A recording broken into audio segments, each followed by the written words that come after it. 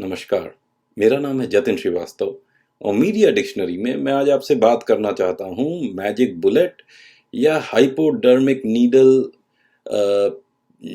Theories के बारे में या पर्सपेक्टिव बोल लीजिए। तो ये जो थियरीज थी ये बड़ी प्रभावशाली रहीं जो 20वीं सदी के शुरू के दशक थे। तो आपका 1920, 30, 40 इस दशक में अच्छा ये वो समय था जब मीडिया का उदय भी हो रहा, जब मास मीडिया धीमे धीमे जोर पकड़ रहा था। आपका रेडियो धीमे धीमे रेडियो इंडस्ट्री धीमे धीमे बढ़ रही थी दुनिया भर में। प्रिंट इंडस्ट्री, अखबार, मैगजीन्स, ये सब मार्केट्स धीमे धीमे जोर पकड़ रही थी दुनिया भर में।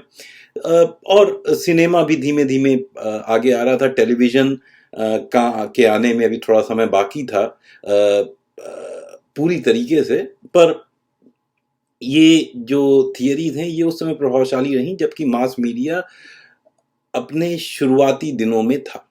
जब मास मीडिया अपने बचपन में था, एक तरह से बोलिए। तो अब ये थियरीज बोलती क्या है? देखिए, जो दो शब्द हैं, मैजिक बुलेट थियरी या हाइपोडर्मिक नीडल थियरी, इसके नाम से ही पता लग जाता है कि ये क्या बात हो रही होगी। अब जैसे मैजिक बुलेट है तो इसका मतलब क्या है? जादुई गोली। तो आपको गोली लगी और उसने तुरंत प्रभाव कर दिया। या हाइपोडर्मिक नीडल, ऐसी सुई जो कि त्वचा के नीचे जाके आपको सीधे आपकी जो सीधे खून में दवाई मिला देती है और उससे असर तुरंत होता है। तो तो तो जैसा कि इनके नाम इंगित करते हैं, ये जो थियरीज थी, ये जो आइडियाज थे, वो सेम ही चीज की बात कर रहे थे, एक ही चीज की बात कर रहे थे। वो बात ये थी कि मीडिया जो है इसका बड़ा बहुत सशक्त और बहुत त्वरित प्रभाव होता है, तुरंत असर करती है, झट से। आपने मास मीडिया का मैसेज सुना, देखा, पढ़ा और आपके ऊपर असर हो गया, काम खत्म आपका। सो थोड़ा सा और फॉर्मली देखेंगे, थोड़ा सा और आध्यात्मिक तरीके से देखेंगे तो ये बोल लीजिए कि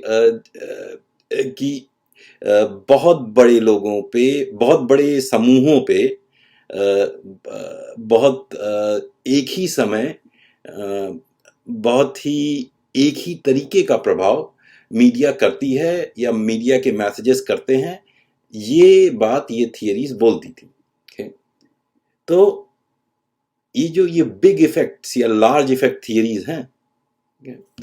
अच्छा, अब उसकी वजह क्या हो सकती है? भाई बहुत सारी वजहें हो सकती हैं। ऐसा हो सकता है कि थियरी गलत थी। ऐसा भी हो सकता है कि भाई चलिए, ये समय था जबकि वर्ल्ड वॉर 1 हुआ, वर्ल्ड वॉर 2 हुआ और इसमें प्रोपेगेंडा का बहुत बड़ा योगदान रहा और लोगों ने सोचा कि भाई जब कि इसका मतलब है कि ये जो थियरीज हैं, ये जो बात बोल रही हैं, उसमें कुछ सच्चाई है।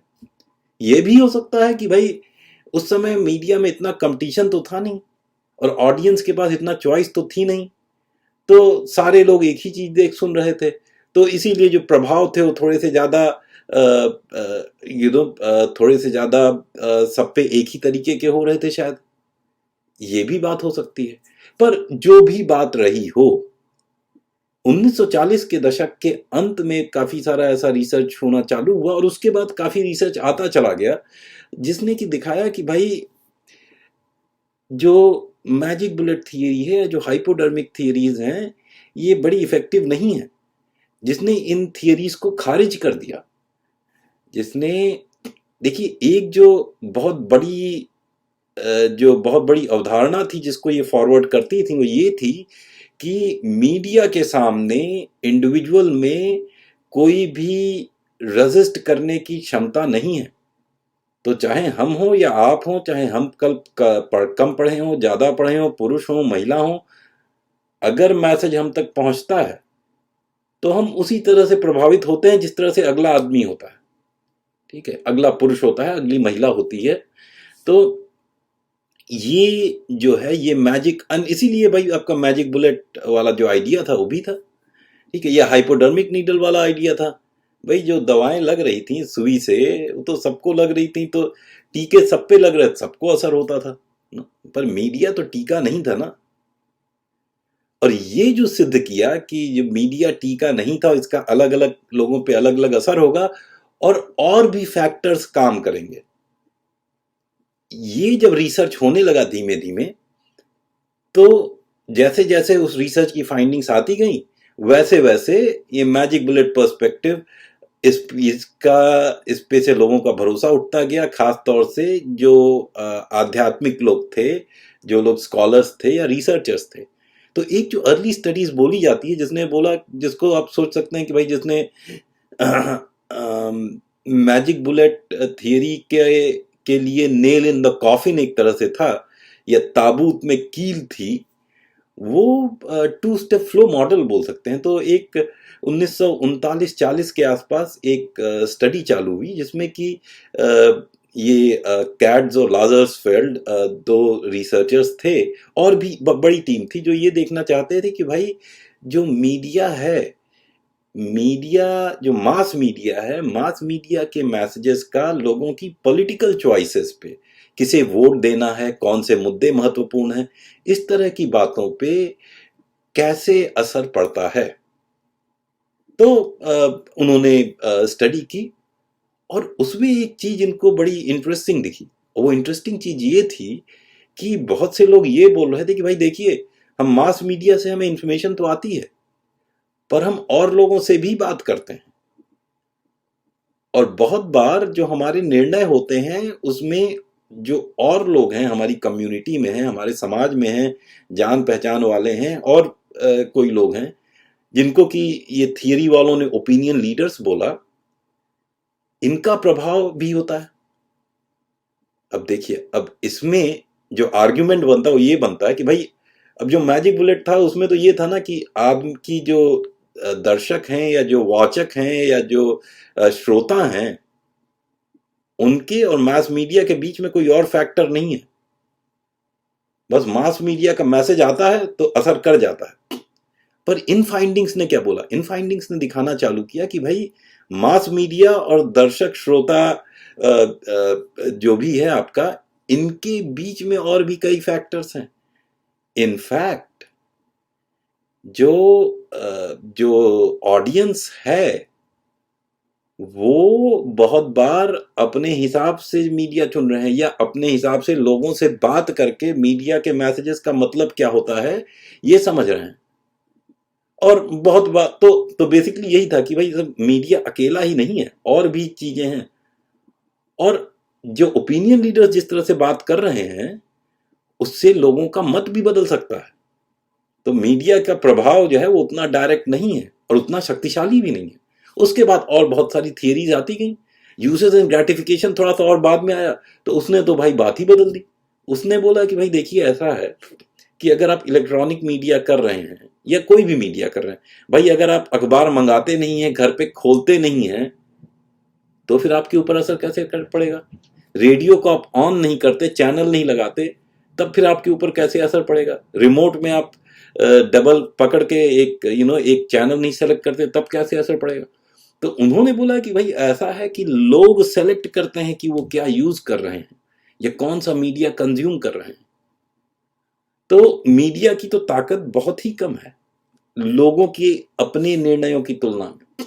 तो इस तरह से बहुत सारी बातें होती रहीं, पर एक बात तो पक्की हो गई थी कि जो सिर्फ मीडिया की अभूतपूर्व शक्ति होना, या मीडिया की अभूतपूर्व क्षमता होना कि वो दर्शकों को, कि वो जो ऑडियंस को अफेक्ट कर सके, वो बात में तो दम नहीं था। अब क्षमता कम है या ज्यादा है वो दूसरी बात है, पर क्षमता एकदम पूरी की पूरी है, वो बात तो एकदम ही सच नहीं थी। और इसी वजह से मैजिक बुलेट और हाइपोडर्मिक नीडल जो थियरीज थी, ये आपके 50 के दशक के बारे में धीमे धीमे करते करते पूरी तरीके से खारिज हो गई। ठीक है।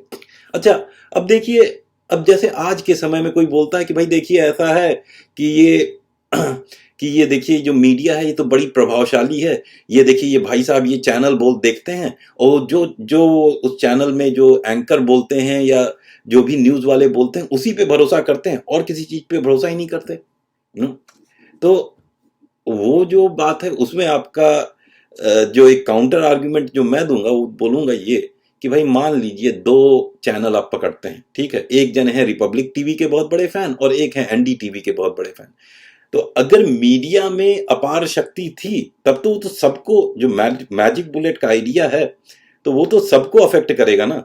तो आप एनडीटीवी वाले को रिपब्लिक दिखाइएगा, जो उसका बहुत बड़ा फैन है, उसको आप रिपब्लिक दिखाइएगा तो उस पर असर करेगा? नहीं करेगा। सिमिलरली आप रिपब्लिक वाले को एनडीटीवी दिखाइएगा तो असर करेगा? नहीं करेगा। क्यों? तो ये दिखाता है कि जो शक्ति की बात है ये मीडिया में नहीं है।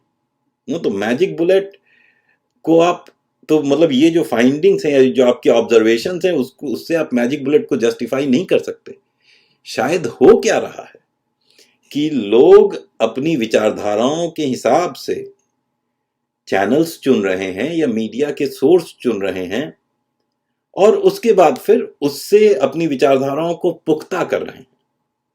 तो इसमें जो शक्ति है वो सिर्फ मीडिया की नहीं है, इसमें जनता भी चुनाव कर रही है। और ये एक बात है जिसे ये एक फिनोमिनन है जिसको आप सेलेक्टिव अटेंशन की तरह से जानते हैं, ठीक है। तो ये तो बात थी मैजिक बुलेट और हाइपोडर्मिक नीडल थियरीज के बारे में। आज की बात अब यहीं खत्म करते हैं और भविष्य में मिलेंगे फिर कभी आपसे और बात करेंगे किसी और थियरी के बारे में। बहुत बहुत धन्यवाद कि आपने ये वीडियो देखा।